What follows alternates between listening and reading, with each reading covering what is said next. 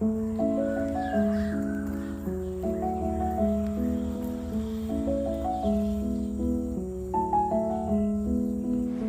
pagi, perkenalkan nama saya Maya Lisnawati Sihalomo.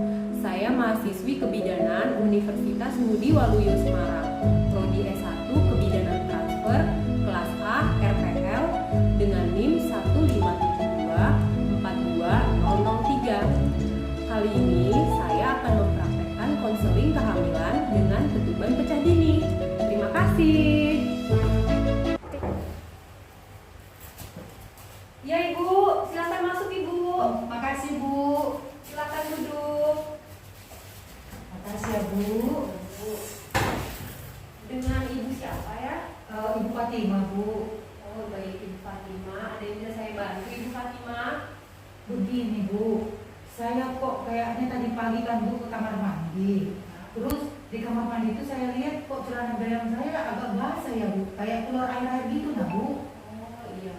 Coba nanti kita periksa ya Bu ya. Sebelumnya apakah saya bisa melihat buku kainnya terlebih dahulu ya Bu? Oh iya Bu, ada Bu, kebetulan ini aku saya bawa tadi.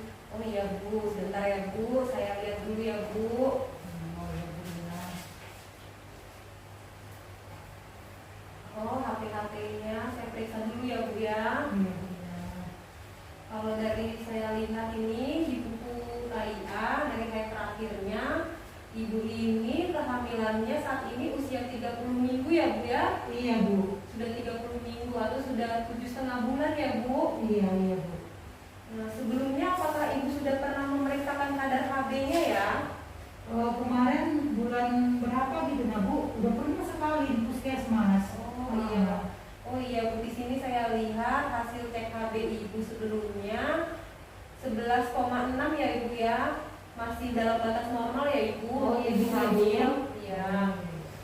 Tapi nanti ibunya bisa ini ya Bu ya, bisa cek HB ulang pada saat usia kehamilan Ibu 32 minggu ya Bu ya. Berarti 2 minggu lagi ya Bu ya? Iya, nanti bisa cek HB ulang ya Bu ya. Oh, iya, Bu. Banyak makan makanan yang mengandung zat besi ya Ibu ya. Jadi apa itu Bu? Seperti yang mengandung banyak daging merah gitu Oh, ya, iya. protein hewani, Oh, sayur-sayuran yang mengandung banyak zat besi ya Bu ya, Oh, bayam, iya. ya Bu. Iya Bu. Supaya nanti pada saat cek HB ulang nanti HB ibunya lebih baik lagi daripada yang sebelumnya. Nah, sehubungan dengan keluhan Ibu tadi yang keluar air-air, apa di umur kehamilan sebelumnya Ibu pernah merasakan hal serupa ya Bu ya? Kehamilan pertama ya Bu ya? Iya. Saya ingat-ingat sih. Bukan kehamilan pertama Ibu, usia kehamilan sebelumnya. Oh, kehamilan Ini kan sebelumnya. 30 minggu sekarang. Sebelum 30 minggunya Bu ya? Iya. Waktu hamil 4 bulan kemarin atau 3 bulan kemarin ya Bu Iya ya? Ibu. Kayaknya sih gak pernah Bu, baru ini aja tadi pagi nah Bu. Oh belum pernah ya Bu Iya. ya. Baik Ibu. Jadi Ibu sebelumnya apakah pernah mendengar tentang ketuban pecah dini? Hanya dengar gitu aja nah Bu, tapi gak ngerti saya apa itu Bu. Kayak apa itu ya Bu ya? Oh iya baik. Kalau begitu saya akan menjelaskan sedikit ya Bu ya Oh. tentang ketuban pecah dini ya Bu. Iya Bu. Jadi ketuban pecah dini itu adalah pecahnya suatu ketuban sebelum ada tanda-tandanya persalinan ya Ibu. Karena ini sudah kehamilan Ibu yang kedua, pasti Ibu udah paham kan tanda-tanda waktu mau melahirkan itu ya Bu ya? Oh iya, masih ingat Bu. Ya, seperti apa Bu? Waktu di pertama itu perut saya itu mulus gitu Bu. Iya. Sampai ke pinggang Bu. Oh iya. Iya. Biasanya keluar lendir darah ya Iya Bu ya? Bu. Iya. Ya, seperti itu ya Bu, tanda-tanda persalinan. Iya. Nah, kalau ketuban pecah dini ini Bu disebut juga kan dengan KPD ya Bu ya? Nah, jadi kan Bu, KPD ini Bu ada yang pecah sewaktu ketubannya itu sebelum usia kehamilan 37 minggu atau dia disebut dengan KPD preterm. Terus ada juga KPD yang pecah setelah usia kehamilannya 37 minggu atau disebut dengan KPD aterem ya Bu. Modern ya. Nah, jadi kan Ibu ini usia kehamilannya 30 minggu. 30 minggu ya Bu. Hmm. Itu biasa jadi disebut apa Bu kalau Kalau kejadian itu? kalau sebelum itu kan belum matang berarti ya Bu ya. Iya. Preterm ya Bu ya. Ya, benar Ibu. Saya lanjut ya Bu ya. Bu. Jadi KPD ini kan Bu biasanya disertai dengan gejala Ibu. Biasanya ada gejalanya itu keluar air ketuban yang banyak gitu kan Bu. Terus merembes dia Bu secara tiba-tiba. Iya. Tapi nggak ada disertai adanya tanda-tanda persalinan Bu. Sama yang seperti saya bilang tadi. Yang nggak ada mulas-mulas ya Bu ya, langsung Iya, keluar ada. deh ya. Tiba-tiba keluar air aja ya Bu. Bahkan si KPD ini kalau sudah disertai dengan adanya infeksi, biasanya ada gejala lainnya Ibu. Seperti ada demam, bisa juga nyeri perut, jantung bisa berdebar-debar, keputihan yang berbau atau kental, bahkan DJJ janinnya atau denyut jantung janinnya Ibu bisa cepat Ibu. Kan biasanya normalnya denyut jantung janin itu kan 100 sampai 160 kali per menit ya Ibu ya. Nah ini bisa lebih Bu, sampai di atas 160 kali. Iya. Iya. Terus Bu, ini KPD ini kan Bu, itu penyebabnya apa Bu? Nah, kalau KPD ini Bu, banyak penyebabnya Bu. Banyak faktor yang mempengaruhi terjadinya KPD ini ya Bu ya. Salah satunya bisa juga penyebabnya bisa dari faktor adanya infeksi Bu, atau adanya radang pada saluran reproduksi wanita. Itu biasanya bisa terjadi di vagina, bisa terjadi di rahim, bahkan bisa terjadi di mulut rahim ya Bu ya. Bisa juga ada karena faktor pekerjaan. Ibunya mungkin bekerja terlalu berat ya Bu ya. Ibunya bekerja terlalu berat, mengangkat beban yang berat. Pokoknya yang melibatkan aktivitas fisik yang berat ya Bu ya. Itu juga bisa meningkatkan resiko terjadinya KPD. Kemudian bisa juga ibunya berdirinya terlalu lama.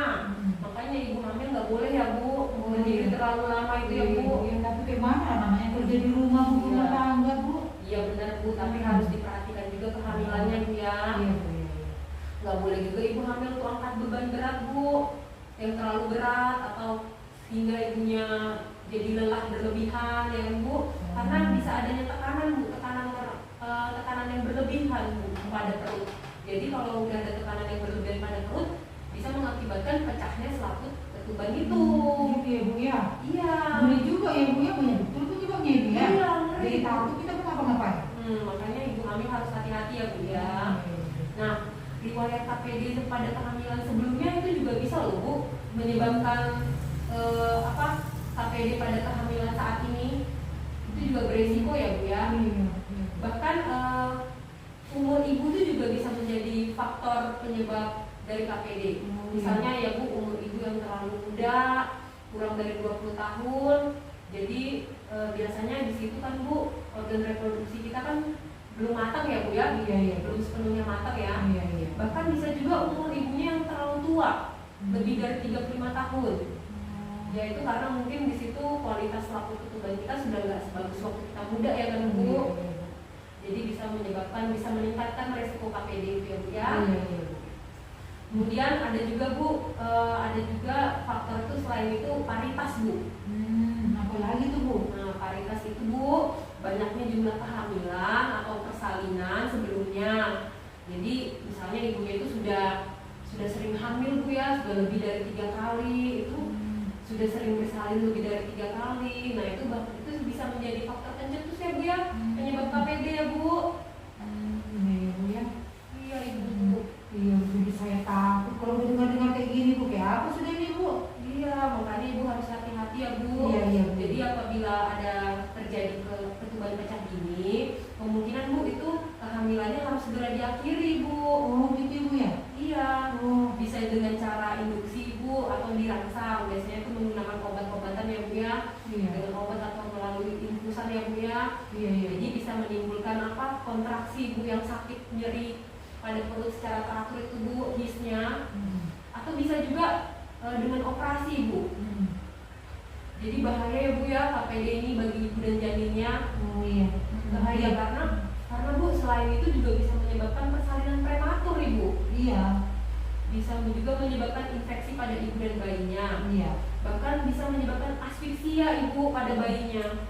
Jadi asfiksia itu kurang oksigen pada bayinya Bu. Jadi nanti bayinya kalau lahir bisa biru, bisa sesak ya Bu. Ngeri juga ya Bu. Iya Bu. Nah makanya Bu, nanti saya akan coba periksa ya Bu ya. Jadi nanti bila ibu ada tanda-tanda seperti yang saya jelaskan tadi ya Bu, baiknya nanti ibu langsung menghubungi tenaga kesehatan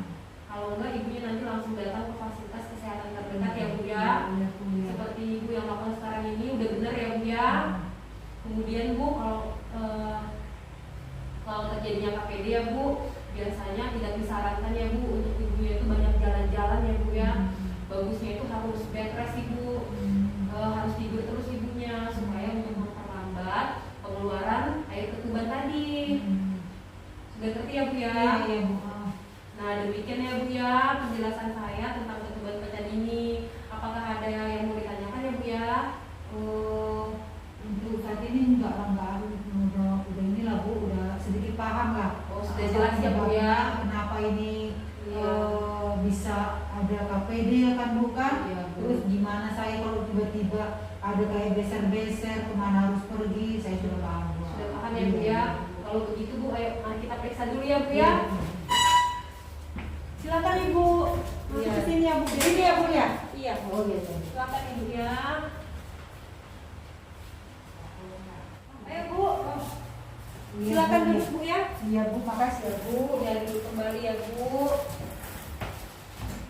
Jadi kan Bu, kalau dari hasil pemeriksaan saya tadi, Ibu tidak mengalami ketuban pecah dini Oh Bu. iya, iya. Syukurlah Bu. Takut Iya. juga saya sama Bu. Iya Bu. Kalau saya kan tadi periksanya pakai kertas lapus ya Bu ya. Iya, iya. Biasanya itu kan untuk mendeteksi apakah itu air ketuban atau enggak kan. Iya. Nah tadi kalau saya lihat dari kertas lapus saya, warnanya tetap ya Bu, tidak berubah warna. Iya, iya. Jadi itu bukan air ketuban ya Bu ya. Iya, iya Bu. Jadi nanti kalau ibunya mau pemeriksaan lebih lanjut, bisa nanti ibunya langsung ke dokter kandungan ya Bu ya. Oh iya. Jadi bisa dilihat ketubannya masih bagus atau masih masih banyak atau sedikit ya Bu ya. Iya, iya. Nah sudah demikian ya Bu ya hasil pemeriksaan saya ya Bu ya. Iya, terima kasih lah ya Bu ya. Iya, Bu. Kayaknya saya sudah sedikit mengerti lah. Iya, Terus udah tenang juga hati saya nah Bu. Ternyata bukan ketuban saya yang pecah. Karena Iya. kasihan juga kalau dilahirkan kurang bulan kan bukan. Nanti di rumah sakit pun nanti lama bayinya. Ya daripada sehat ya Bu ya. Iya. Ya Ibu terima kasih kembali ya Bu ya. Sehat ibu dan bayinya ya Bu ya. Makasih ya Bu ya. Iya, Permisi ya Bu. Iya Bu. Ya Bu. Iya iya Bu.